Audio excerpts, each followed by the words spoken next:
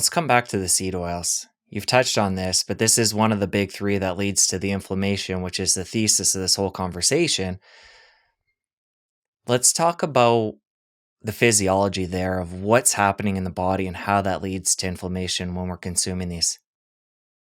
Okay, I suppose the difference is got to understand what the difference is between a fat and an oil, and what it is in its state. It is whether or not it's liquid or solid at room temperature.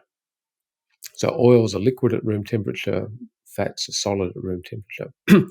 If you lower the temperature, let's say to freezing point, oils will be still liquid.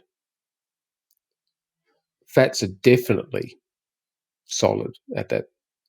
So oils tend to come from plants or seeds. Fats tend to come from animals, which are sitting at 37 degrees. What's that in Fahrenheit? 90. 8.6. 98.6. I had to remember back to when I had to learn that. So oils are liquid at cool temperature. Fats are solid at cooler temperatures. So we as humans have got fat on us. So if we actually get cooled down, we become solid. A plant, as it cools down, can't have fats in it, or can't have oil in it that gets solid because it will die. So the oil moves up and down a plant. So plants have got oils in them. Animals have got fats. A plant with that oil that goes up and down its nutrient system has to be fluid at cool temperature, and it does that by having multiple bonds in it. So fat tends to be called saturated. Oils are polyunsaturated. Poly is many. Unsaturated means double bonds within it, which create flexibility. It's like little hinge joints. So if it got lots of little hinge joints, poly, it can actually become flexible and doesn't freeze. Fat, being saturated, has no double bonds in it, and therefore it's solid. I use the analogy, it's like a brick wall versus a fluid. Monounsaturated fats have one double bond in it. So the omega-6, omega-9s, that's 6 double bonds in there, 9 double bonds, omega-12s, 12 double bonds. Omega-3s, just the 3 double bonds. But they are flexible. Now, the important thing about that is that at each double bond is its point of flexibility, but it's also a point of weakness. So it's where things can become oxidized. So an oxygen come in there, it bonds into that and creates inflammation. The analogy to a piece of steel is that oxidation of steel, it rusts, and that becomes that corrosive material. When a double bond becomes oxidized, then it becomes inflammation. It releases oxygen-free radicals in the process. So what happens is, if our body is predominantly saturated fat, we have no points of weakness. We've just got fat moving around at 37 degrees. So at 37 degrees, our fat in our bodies, our saturated fat, is liquid. Whereas at room temperature, it's solid. At cool temperature, it's definitely solid. Whereas an oil that gets into our bodies starts moving around the body and actually has got points of oxidation, points of weakness in it. The body, our cells actually don't almost care where the fat comes from. It just needs fat in our cell membranes. It needs fat in our brains. But that fat can either be saturated fat, monounsaturated fat, or polyunsaturated fat. And the fat in our bodies reflects our diet. That's critical. So there's no food which is actually 100% fat, saturated fat, or 100% polyunsaturated oil. Everything's got a combination of it. So if skim milk's got more saturated fat in it than red meat. The people, having skim milk can't possibly be bad for me. Well, in fact, it's got more saturated fat in it. Sardines, fish, that's good for you. No, in fact, it's got more saturated fat in it than it's polyunsaturated. So it's numbers. But what happens if we have seed oils in our diet? We're certainly increasing the amount of polyunsaturated omega-6 in particular. Again, in my talks, I do this in diagrams, so it's actually easier to understand rather than me just talking about it. The long and the short of it is, if we increase the amount of polyunsaturated fat in our diet, it will increase the amount of polyunsaturated fat in our bodies. That's the one-to-one relationship. And the more polyunsaturated fat we have in it, the more oxidizable material we have in our fat. Remembering the fat's in our cell membranes, it's our blood vessel walls and our brains. And the more oxidizable material means the more inflammation capacity we have. Now, the kicker in this is that it's been estimated that 200 years ago, we had around about 1% of the fat in our bodies being omega-6 linoleic acid. About 100 years ago, it was about 2%. Now, for some unknown reason, and I've spoken to, I think it was Chris Kresser who looked at this, started 1950s, we started measuring the linoleic acid level in the body fat. And it's being studied for the last 70 years, over and over. And what's happened is we've moved from that 1 to 2% baseline of pre-industrial food. Now we've gone steadily up 10, 15, 20, 29, last figures around 29 to 30% of the fat in our bodies, as measured, is now linoleic acid. So we've had 3,000% increase in the amount. A third of our body fat is now inflammatory. It's the kindling I talked about right at the beginning. They've also measured the linoleic acid levels of breast milk in women in Western society, particularly the US, and look at African nation women. So the breast milk in someone who's not having any industrial seed oils has very low levels of linoleic acid. The breast milk of women in industrial countries who are having higher levels of seed oils is much higher. So again, in this perfect storm I go on about,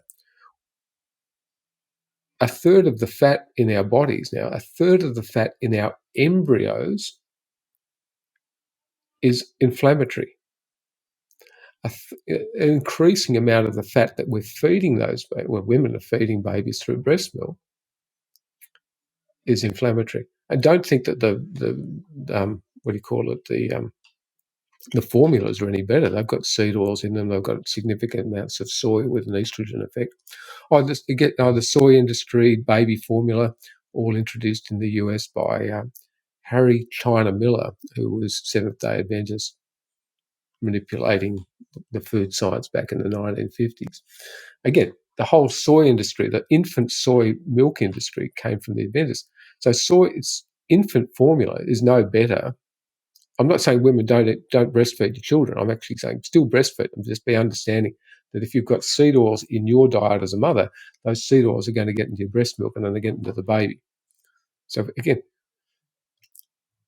we now have got a third of the fat in our bodies, which is not just the fat you're storing, but it's a third of the structural fat, has now got the potential to be oxidized. And that is a direct reflection of what we've been eating. Now, the bad news about that is if you decide to not have another seed oil tomorrow or today, it appears that the half-life of that might be 4 years. So it's going to take you 4 years to get half of it out of your body. Nobody knows the answer to that. Glenn Lawrence, who's a professor of oils in New York, he's written a couple of papers on it. I wrote to him. He's written a book about it. He said, read my book. I read his book. I wrote back to him and said, still haven't answered my question. And therefore, it's theorized that it's probably 4 years. So that means if you want to get rid of the inflammatory fats out of your body, it's going to take a long time. I'll give two examples here. One of our family members has had a peripheral neuropathy, diagnosed as MS, and she said, "Okay, I'll try all this stuff." She's on multiple medications, whatever. 4 years down the track, her neuropathy disappeared. And again, you can't prove that. But it's interesting from my aspect. 4 years. Hang on, whoa. That's part of the overall thing. The other, and I tell the story of our daughter, who she was about 16 at the time, and we were flying, and she said, we landed at the airport, and she said, "Dad, can I have some McDonald's chips?" She wanted the chips and that whole craving, because it's all addictive, and blah blah blah. Anyway, she said she looked, and she knew exactly how I felt about seed oils and carbs and whatever. And she looked me in the eye and she said, "Dad, I promise not to get pregnant for 4 years." So which father out there is not going to hand over a couple of dollars to his 16-year-old daughter who promises not to get pregnant for 4 years? So she'd made an informed decision, about seed oils. She'd made an informed decision about pregnancy, and I thought that was worth a couple of dollars. So I didn't have the McDonald's chips, but she did. And just to confirm, these are essential fats. It's just the ratio we're having them in has been skewed. So the 4-year thing, it's not to get that fat in our body down to zero. It's just to bring it down to a normal level again. Because even healthy foods are going to have a small amount of this polyunsaturated fat. We'll get that in our, because animals have got omega-6 in them. I mean, so I'm not saying you don't need zero. We just don't need the dam has burst its walls, and literally we've just got this enormous amount of ultra-processed food, which is defined as sugar, excessive carbohydrate, and seed oils, that it's just an onslaught. The trouble is it takes us a long time to get it out. We can cut our glucose effect down and our insulin load straight away. We can cut down the fructose effect straight away. It takes longer to get rid of some of those, the small dense LDLs, the fructose byproducts out of the way. And it takes at least 4 years to get the seed oils to start reducing. But again, we've talked about this a couple of times over. It's a journey. So, and so if you've eaten out at a restaurant or had takeaway food in the last 4 years, you've actually been exposed to seed oils. And so, it's tricky. But the very first thing about all of this is become educated. Or if we go to a restaurant, I'll ask the waiter, can you ask the chef what they're cooking in?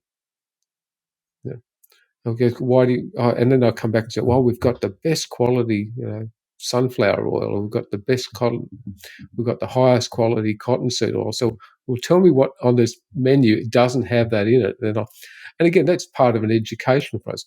Like we live here in northern Tasmania, in Launceston. You can now go to any restaurant in Launceston and ask for a low carb option. And I'm very proud of that. People have come down here and people visit and they say, oh, in Sydney, Melbourne, mate, they wouldn't know what you're talking about. But virtually everyone here. And, it's not that hard to go to a restaurant and say, I'd like some meat and veg. I'm not a big vegetable intake. I'll just say meat and veg. Hold all the pasta and the rices and the sauces over there off to the side. So it's not hard to eat out. Even my takeaway food is, people say, what do I eat when we're traveling? I say, we go and buy a roast chicken. Roast chicken generally, apart from maybe depending what they've basted it in. But roast chicken becomes a great takeaway food. If you enjoyed that clip, press here for the full episode. I'll see you over there. Once you understand where the non-science is coming from, where the propaganda is coming from, and it is industry, pharmaceutical, and religious ideology, now I understand why I was conned in my medical education.